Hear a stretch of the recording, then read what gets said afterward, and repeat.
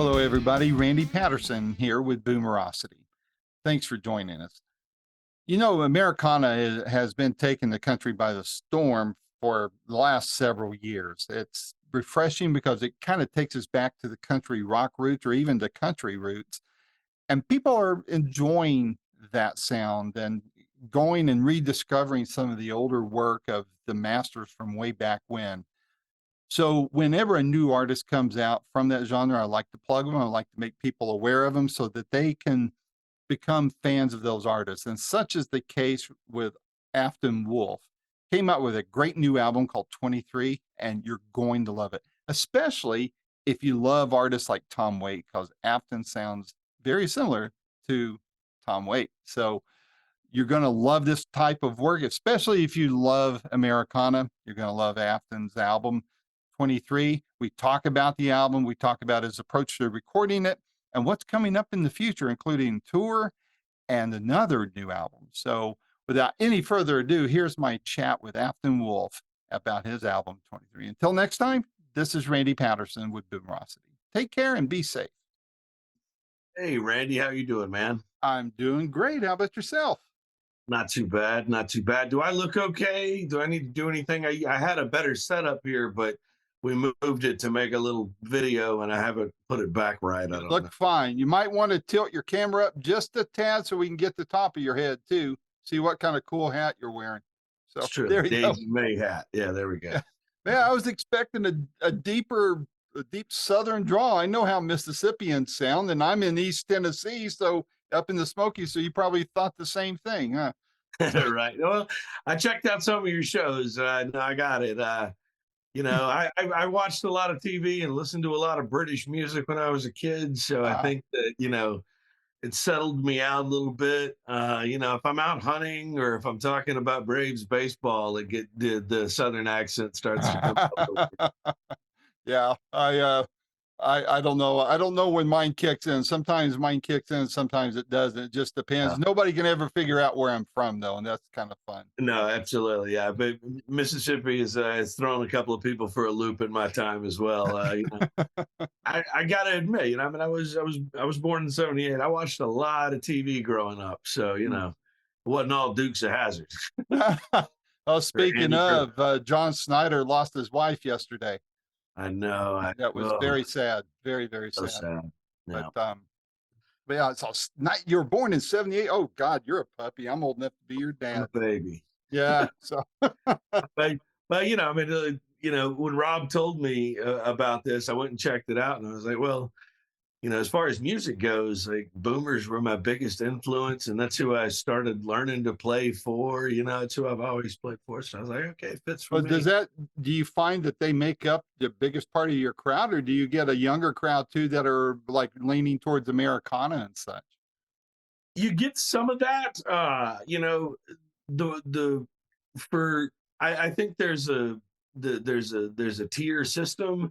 I think more and more, younger people are coming back to the older styles of music, but that's always kind of happening, right? Like there's always a circle. And I think when you're younger, you tend to go from this like the cutting edge stuff, whatever's poppy, and then maybe whatever's more experimental and cutting edge and things. And then when you go back to the roots, you do it the right way, in my opinion, and you end up going back to like Jimmy Rogers and Clarksdale, and you skip over the rootsy music of today, and then you kind of have to circle back into that. At least that's kind of how it happened for me. Yeah. Like I was in Meridian when I was a kid, and Jimmy Rogers was always around me, and I always loved it and found it pleasing. And then my grandparents and my parents were from Greenville, which is really close to Clarksdale. Mm. Uh, so that gospel and blues was always around me, but I was in the record store every weekend looking for what was new. And I took the day off school to go get the new Pearl Jam when their second record came out. Yeah. I loved The Cure when I was in elementary school and early middle school, and Midnight Oil, and then all the kids around me were listening to hair metal, and then it got even darker and like Metallica and stuff. and you just got to get caught up in that wave. And I'm glad I did. I mean, it's the moment in time that I was in, and a lot of it is really good music, even though you know as we've progressed, the commodification of music has increased. So they're just more and more commodities in music, and there were then too. The hair metal stuff's a perfect example, and Mhm. the multiplication of boy bands since the Monkees has not slowed down. Not at all. It might have displaced a little bit more to Korea and spread more internationally, but it has not slowed down. That's But right. yeah, and then I went all the way back, I mean, then I went all the way back to Mississippi John Hurt and Elizabeth Cotton, and you know, I was in my late teens when I finally had worked my way up to like Johnny Cash and stuff, because there's a parallel that's going on with new music too. So Mhm, mhm. I think that that's the case too. I think that I appeal a little bit more to boomers, and maybe that's because I've always played to them, or maybe it's just because they've kind of traveled around, and their antennas are more up for what they actually like, instead of maybe you're thirsty to learn. Yeah, You know, well, that could be. That's a very good so point. I know that, I think it was McCartney talking about playing Guitar Hero with his, one of his grandkids, and his grandkids kept beating him, and he said, "Hey, we wrote this stuff. What do you think?" You know? no, it's yeah, they perceptions of music have always changed, and different generations just see it in a different way. And like I said, there's never a shortage of people trying to make a buck off of it, because the Well economics are bad for the pure of heart. well, yeah, I mean, it's tougher for artists to make a living now, well, the labels get the 360 deals that don't leave very much for you, and, you and know people have so much of their demand satisfied in their hand, and they want shorter and shorter bursts. And I mean, just basic economics, the supply of recorded music goes up by, when people tell you the numbers are staggering, and I think I just automatically block them out of my brain, because I don't want to think about this in a, in that kind of way. I just want to make what I make, and hopefully, if I run around and sing it and spread it around, then people will dig it. So if they're 500 million or whatever the thing is, then what songs or artists or whatever the stupid stats are, but it's a lot, and the demand doesn't change, and that supply keeps growing because it's recorded. So Yep. every new song that comes out is competing with Mozart, Bach, Janis Joplin, Jimi Hendrix, the Beatles, the Rolling Stones, Led Mhm. Zeppelin, Fats Domino. It's competing with every one of those. Whereas, like, every other product in the world is just competing with the other things on the shelf. So That's right. Well, it was interesting. Early in the creation of Boomerosity, you mentioned Janis Joplin. I had interviewed Sam Andrew, who was one of the guitar players in right. Big Brother and the Holding Company, and he told me, he goes, Randy, he goes, when we were out there playing, we were inventing this stuff. He goes, now Right. you have schools that crank out 500 kids a year that can play Hendrix as good as Hendrix, Yeah. you know, and that's kind of, I mean, it's mind boggling, but it's also kind of sad because it takes away the newness of it, the Yeah. There's just mystique no of it. way to. Yeah. I mean, there's just no way to experience Hendrix again. I mean, you can see somebody that can do it just as well, but you're never going to see Hendrix do it for the first That's time. right. Boy, You isn't that the truth? know, So, how did the pandemic affect you? Before we get into your new release, sure. how Yeah. did the pandemic affect you, and how is the comeback coming from the pandemic? Well, I don't want to. I mean, obviously, I would trade anything for all of that to have never happened, and to come about the good things where they did come, to come about them a different way. But, the pandemic was kind of the reason why everything, I mean, it's the reason why that we're talking for sure, because I had essentially kind of pushed music to the side. I mean, I still wrote, I still sang, I still recorded some, but I wasn't trying, and I wasn't really, putting myself into it the way the way that I really love and the way that feels like the place that I belong. And then, I had recorded Petronius' Last Meal, which came out in 2020. And that was all planned before the pandemic. But, there's such a runway of releases. Um, but I was working pretty full time and, unable to tour and stuck in an office doing something that I really didn't like doing. And music was, I was definitely a hobbyist at that point. I mean, I took it seriously when I was doing it, but I didn't really, I had to kind of like block it out of my mind, whatever. Um, so I had this, the recording Petronius was all recorded in 2008, Petronius' Last Meal, but I, could never find a good mix with it. And I had this album cover issue, which is kind of a funny story. I had this very specific idea for the cover of that album that required a photograph of a clawfoot bathtub. And I bought the clawfoot bathtub and it was sitting in my backyard. And the scrap metal guy came and took it.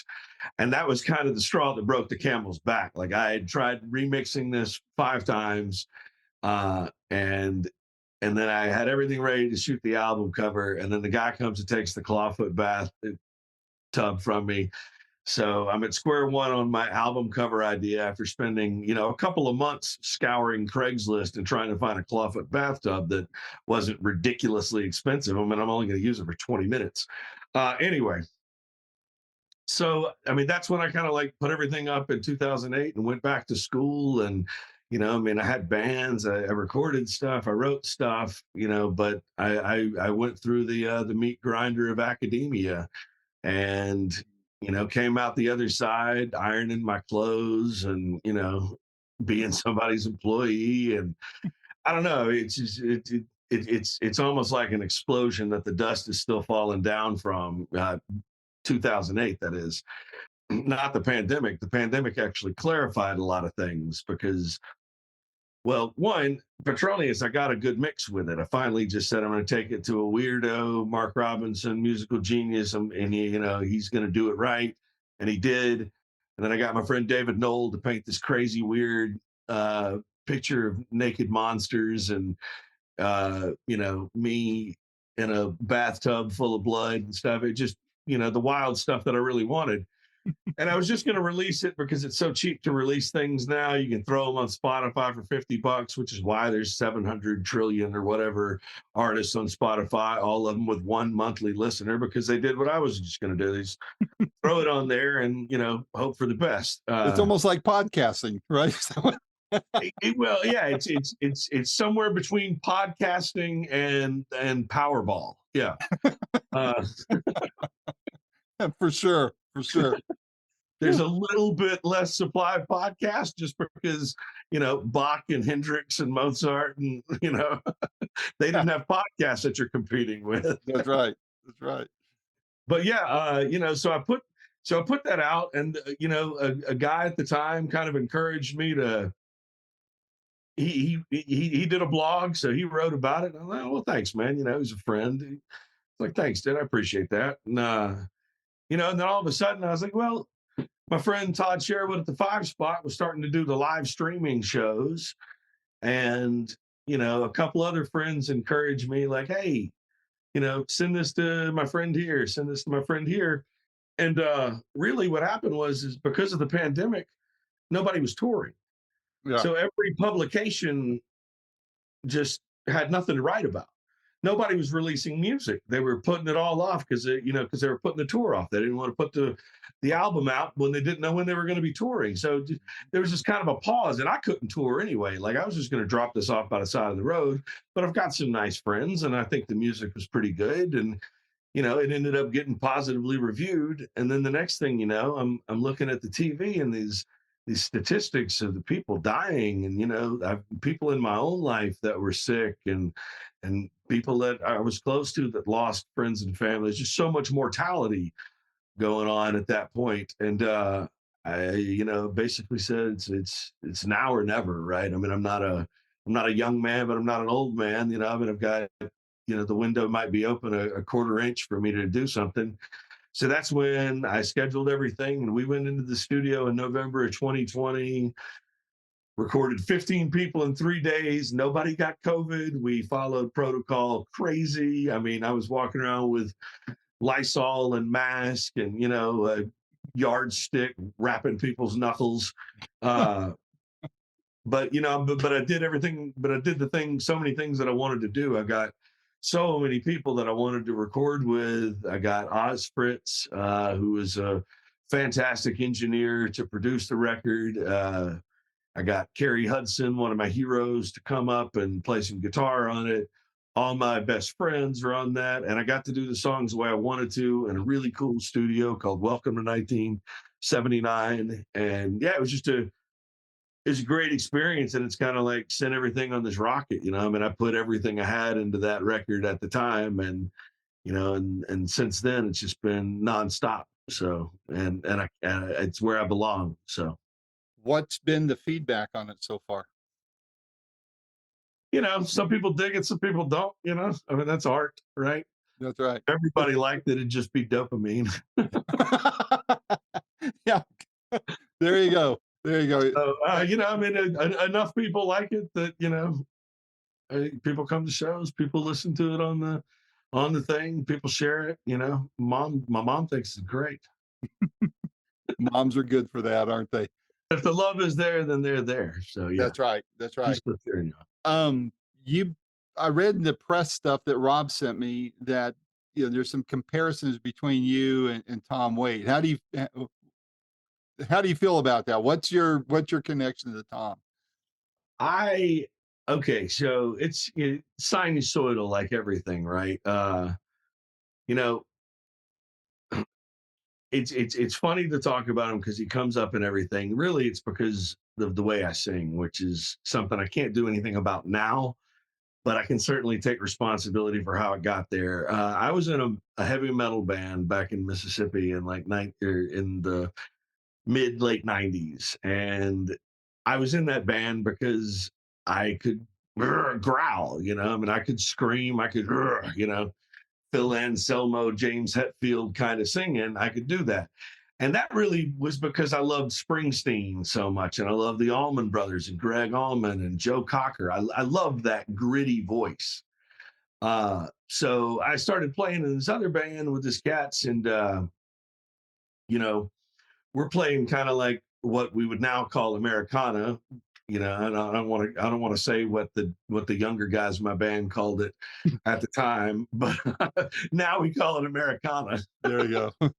Uh, I guess it was post alternative style. It's kind of that Sister Hazel, Hootie and the Blowfish. Mhm. Those cool bands that were a little bit, after the metal, and right there next to the grunge. But yeah, I was in a band like that, and we were doing some songs, and some of them were kind of bluesy or poppier. And one of the older dudes in the band said, "Hey, you must be a big Tom Waits fan. You sound just like him."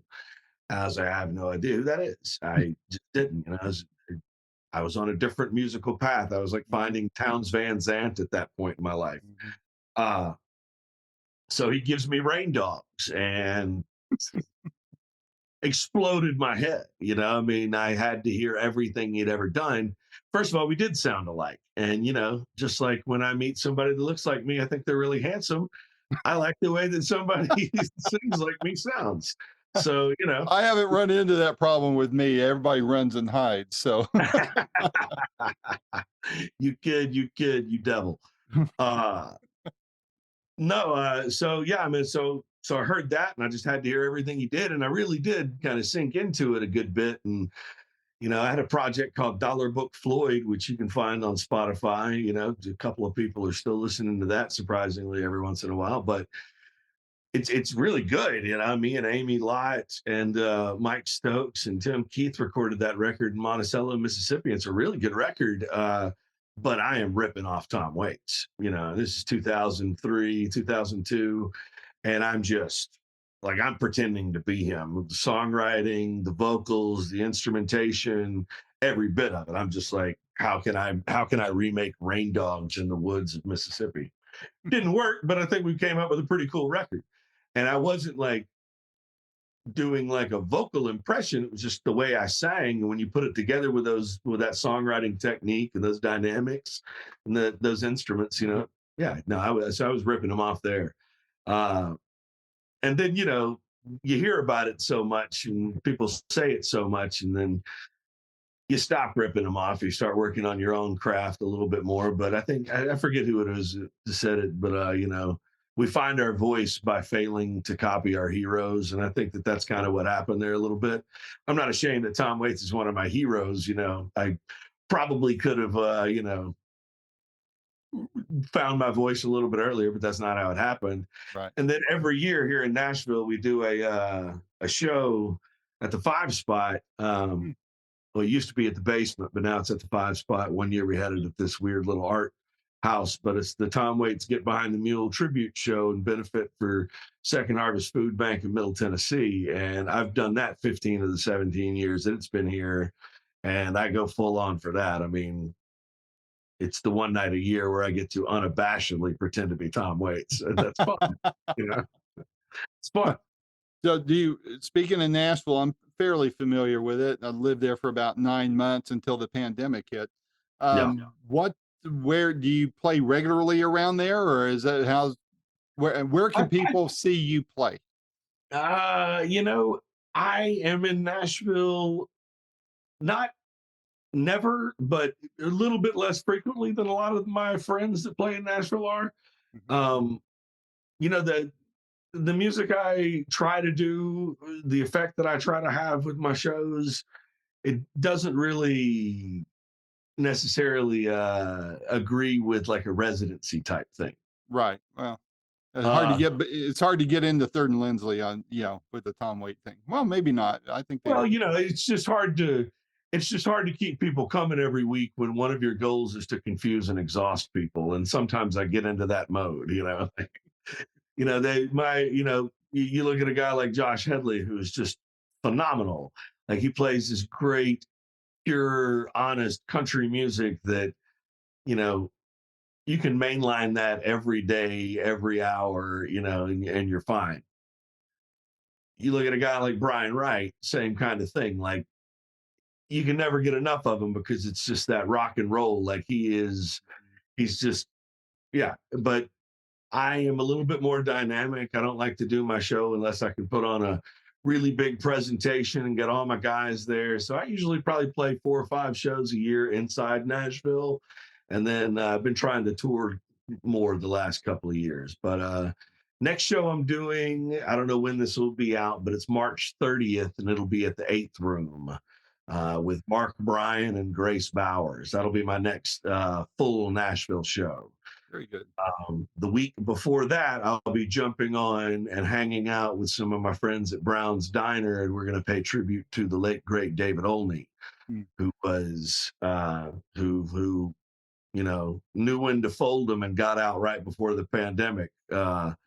But he's one of my heroes too, and another guy that I try to rip off, and unsuccessfully. But that's fine. That's how I find my voice. But I'll be singing a couple of songs with my friends Araceli Gabriel and Daniel Seymour, and there's going to be a lot of other special guests and stuff singing some David Only songs at the Browns Diner. So if that comes out before then, I highly encourage you to check both of those shows out. Very cool.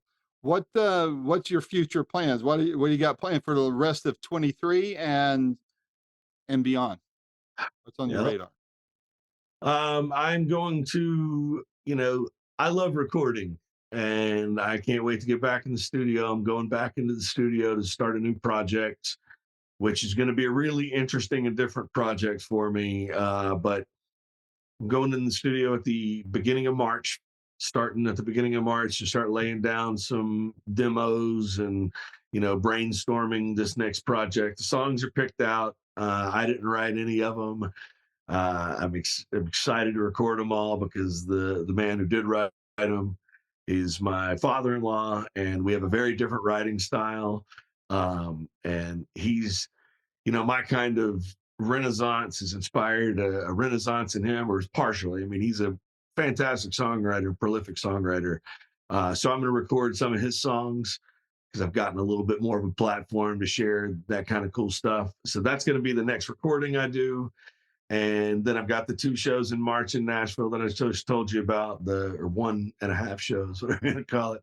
Uh, See, in addition to my own shows, I do several of those things. I do the Last Waltz with the Lady Couch guys and King Corduroy and John Jackson, and then I do the Wait show every year. And so if I'm invited to something fun like that, I pretty much never turn that down. Like I did the Queens of the Stone Age tribute show. Like I'm not going to pass up a chance to pretend to be Mark Lanigan either. So.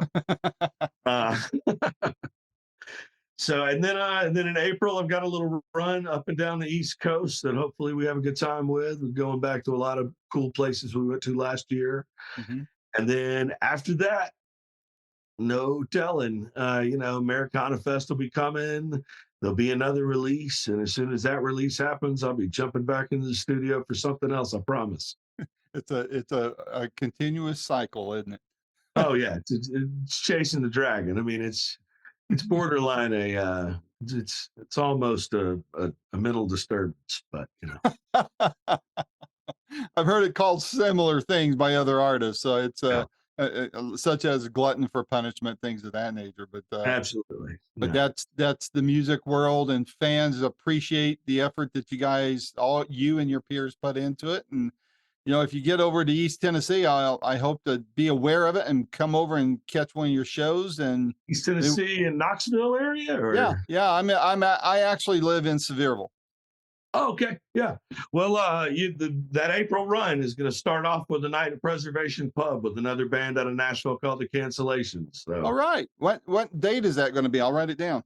it's April 13th, I believe that's a Thursday. I want to say that's a Thursday. I don't have it right in front of me. Gosh, I But yeah, haven't been in Preservation Pub since like probably 2 years before the pandemic. But it's a yeah, fun little place.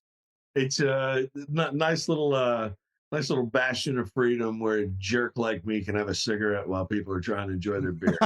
Well, you still got to go out the back door. Well, no, I guess they're Oh, you they're don't? grandfathered in, aren't they? Not at Prez.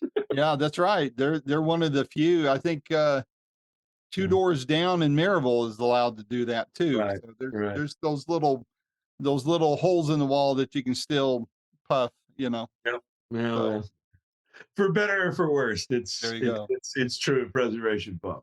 Well, I've written this down, and I hope to be able to catch you on that night. And I will, when this thing posts, it'll be on YouTube, it'll be on the podcast platforms, and on my website. And I'll put your website links on there so people can know where to get it. And hopefully, we get a few more fans for you. I appreciate you, Randy. Thank you All very right. much, man. Well, thanks a lot for taking the time. Stay safe, and I'll try to see you in April. Good talking to you, man. Thank you. Take care. Bye bye.